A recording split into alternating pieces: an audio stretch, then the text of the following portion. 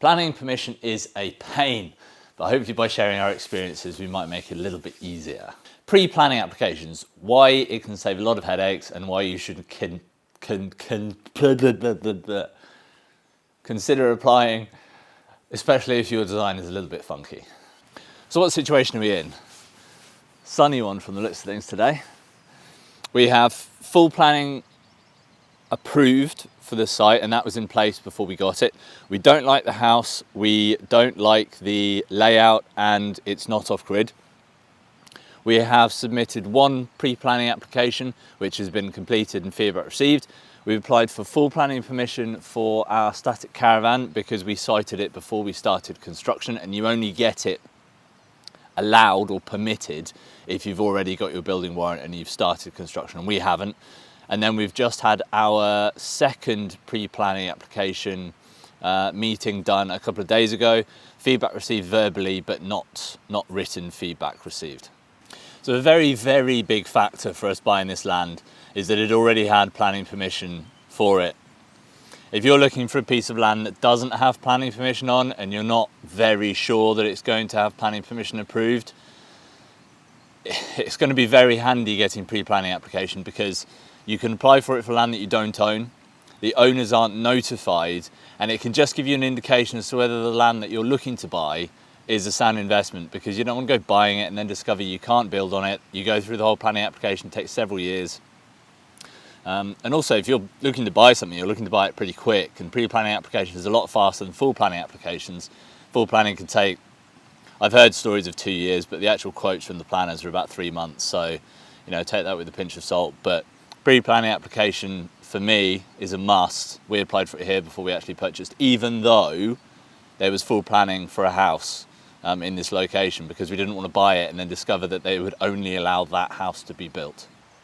One of my favourite things about the site here, or one of the things I really love, is the sun timer that we've got. So as the sun rises above the hill over there, which happens a bit later here because we're in a glen, you get this creeping sun line that moves down the trees on that side, and you get a kind of countdown before you're going to get the sun hitting where you are. So I like to come outside and wait about 5 minutes before it gets there and just have the sort of sunrise as it starts to warm things up, and you also get a bit of a countdown as to when it's going to hit your solar, because you can see it visually.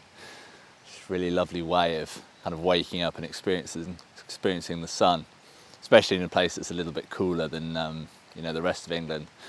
So I think we're going to go into the office now and have a look at our actual plans, just so you've got a heads up as to what we're applying for here. So this is the house that we're applying for. It's a 3 or 4 bedroom, 2-storey house. There's some quirks, such as the second story is partly underground, part basement, but that's more of a construction problem to solve rather than something the planners will have too much to say about. So it's relatively normal. It's not very large. It matches with some of the houses around here, so we're really not applying for anything too strange. We were going to go for a straw bale house, and we've changed our minds and we're going for more of a conventional construction method, and I'll explain why in a different video. It's probably a bit long to go into in this video, but as you can see, it's not that crazy. This is the actual application form as we submitted it. So we've got site plan, perspective views, elevations, we've got elevation with terrain. So you see, you kind of put it in a slightly different layout when you submit it to them. And then we're also applying to change the barn, so that's not really much to worry about in this application. But you can see it's just 3 bedrooms, standard kitchen. There's an office, which is why I kind of say it's 3 to 4 bedrooms. And then downstairs we've just got library, TV, service room, all that kind of stuff. So nothing too out there with the house itself. Planning permission is really just a case of designing the house well so that it's not too out there, ensuring it's not going to affect the environment too much, so you're not going to put your septic tank straight into a river or somewhere that's going to affect the environment around you. Making sure you're not going to build on anything sensitive, archaeological remains, or any really pretty or rare wildlife. And it's really just a tick box situation. And the good thing is that they most of the time publish the boxes you've got to tick. It's almost like if you apply for pre-planning, it's like they show you the answer sheet before you take the test. So we're really quite lucky here because we've got a paper trail of all our planning applications, which means any of the issues that we're likely to face have already been covered. And two of the things that have come up is, one, we need to get an environmental survey done on our water supply to make sure that it's fit and safe to drink. And two, we need to make sure that our drive is hard landscaped 5 meters from the road to ensure no loose materials get thrown onto the road as you're driving in and out. They've even given us a few tips as to how to make the planning application a bit smoother, because you can get things called conditional planning, which means that you can build as long as you meet the conditions.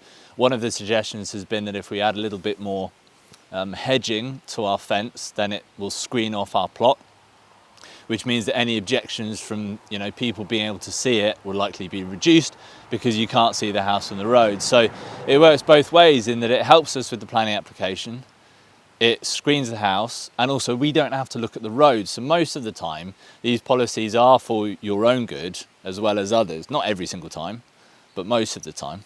So this is the location of the house as we had it on the plans. And this surprised me a bit when I started going through planning applications, but the house itself really isn't a lot of the focus on planning applications. I mean, as long as the house isn't too crazy, it's really down to those bits I mentioned earlier, like the impacts in the environment, and are you going to cause a bother to anybody or anything in nature? So it seems to be, when I was discussing the house, its shape, materials, roof coverings, it's really not that big a deal. Now that will vary. If you're trying to apply for planning inside of a village and there's a very clear style in that village, there's going to be more problems with the house style. You're going to have to make it look like everybody else's house. If everybody else has slate roof, you're going to have a slate roof. Like, that's just the way it goes. But here in Scotland, specifically in this area, maybe we're in Argyll, they seem to be really laid back about the style of the house. There's slate roofs, there's metal roofs, there are standing seam metal roofs. They seem to be okay with it. And that's perhaps because of the varied, if everything is varied, then you're okay having something a bit different because you're not trying to fit in with an existing style. So the off-grid bit is a bit of a trick really, because we thought that because the house that's been approved here wasn't off-grid, that applying for an off-grid house was going to be something the planners are going to have a bit of an issue with. But they didn't bat an eyelid at it. Now, it might be specific to Scotland. I've heard that England have different views on off-grid houses, but the fact that it's off-grid seemed to have, it didn't have zero impact, because the fact that we're collecting our water from up the hill means we have to have a water survey done to ensure that it's safe. So there is a step to do, but the fact that we're off-grid didn't affect it at all. The power being off-grid is fine, as long as you're doing it, like I've said, probably covered it maybe several times in this video already, as long as you're ticking those boxes, you're going to be fine. So if you're off-grid, and the fact that it's off-grid doesn't change a thing, as long as everything that you're doing is done safely, is done correctly, and isn't going to damage the environment, and just meets all the policies that they've set out. So really good news for us, off-grid didn't make a difference. Okay, now I know a lot of you have had a massive headache with planning applications. I've heard the horror stories. I've even had the problems myself on previous projects, but perhaps when you reflect on it and, like I said earlier, remove the emotion from it, you can probably discover that your headache's coming from one of a few factors. Communication issues. Possibly there might be a headache that you're feeling some stress from the delays between your designer and submitting it to the planning. That can certainly affect things. If you've received some feedback and then you've got to send it to your designer, he's got to change it, he's got other jobs, he's got to send it across. So the stress that's actually coming directly from the planners might not be that large, or the planning application itself.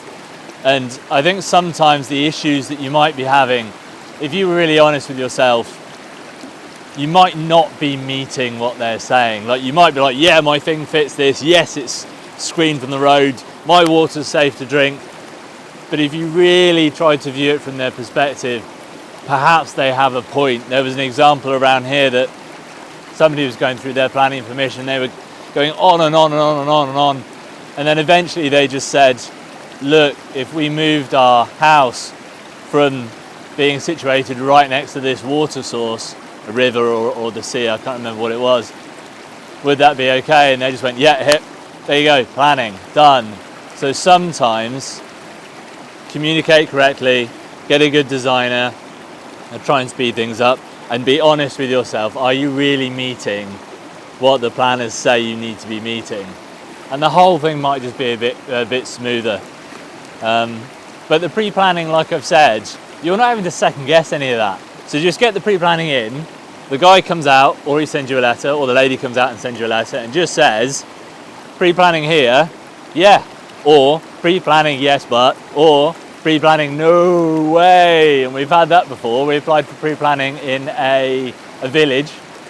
The area was allocated green space, and they were just like, there is absolutely no way you're going to get planning here. Not going to happen. It's a green space, it's in the middle of the village. Like, the only way you're going to have this is if you're in a situation where you have to live here. You know, you've got family that go to a school, or for some reason your job has to be here. And we were just like, we're not going to be able to justify that, because it just couldn't happen. So the pre-planning saves us money, and it also gave us just that heads up that site just was not going to have planning on it under basically any circumstances, but very, very extreme ones. But this service sounds like it's only going to be available for those huge developers, right? Housing developers. You've got millions and millions of pounds for their budgets, or perhaps for those who've got insider knowledge, right? No, it's available to everybody.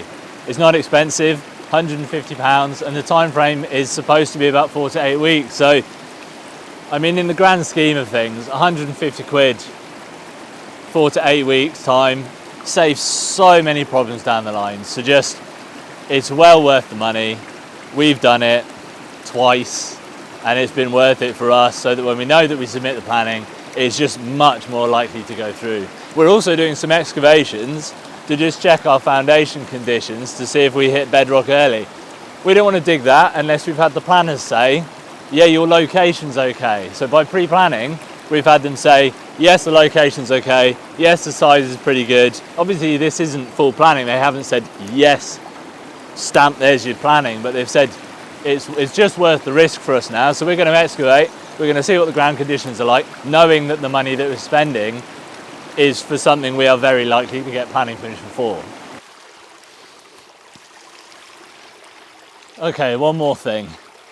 If you're trying to build something exceptional, it's different.